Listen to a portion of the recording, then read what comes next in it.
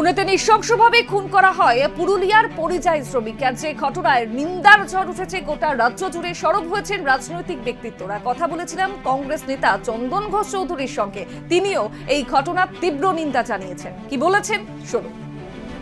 এই ধরনের ঘটনার ক্ষেত্রে আমরা দীর্ঘকালীন প্রতিবাদ করেছি। আমরা রাজ্য সরকার, কেন্দ্র সরকারকে আবেদন করেছি যে এই ঘটনার প্রিভেনশন করা হোক, এই ঘটনাকে রোকবার চেষ্টা করা হোক এবং বিভিন্ন বিশেষত যে ঘটনাগুলো ঘটছে বিজেপি শাসিত রাজ্যগুলোতে, তো ন্যাচারালি একটা অ্যাডমিনিস্ট্রেটিভ প্রকিউরমেন্টের দরকার এবং বিভিন্ন ক্ষেত্রের প্রচার দরকার।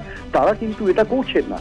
আর দ্বিতীয় প্রশ্নটা হচ্ছে, আমরা বারবার রাজ্য সরকারের কাছে আবেদন করেছি একটা ফ্যাক্ট ফাইন্ডিং মিশন তৈরি করা হোক। আমাদের এখানে সর্বদল মিলে অন্তত বৈঠক করা হোক এবং বিভিন্ন জায়গাতে যেখানে এই ঘটনাগুলো ঘটছে সেখানে সর্বদলীয় প্রতিনিধি পাঠানো হোক, একেবারে গ্রাউন্ড থেকে রিপোর্টটা নেওয়ার জন্য। এবং শুধু তাই না, সেখানকার সরকারের সাথে কথা বলবার জন্য, তার কম্পেনসেশনের ব্যবস্থা করবার জন্য এবং আগামী দিনে যাতে এই ঘটনাগুলো না ঘটে তার জন্য সরাসরি সক্রিয়তার দাবি করবার জন্য।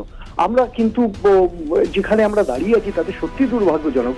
বিভিন্ন জায়গায় যেসব শ্রমিকরা কাজ করতে যাচ্ছেন তাদের যদি এই অবস্থা শুধু বাংলা বলবার জন্য হয়ে থাকে, তাহলে এই বিদ্বেষকে রোকবার এই মুহূর্তে সক্রিয়তা ভীষণ প্রয়োজন সরকারি স্তরে, প্রশাসনিক স্তরে এবং রাজনৈতিক দলীয় স্তরে।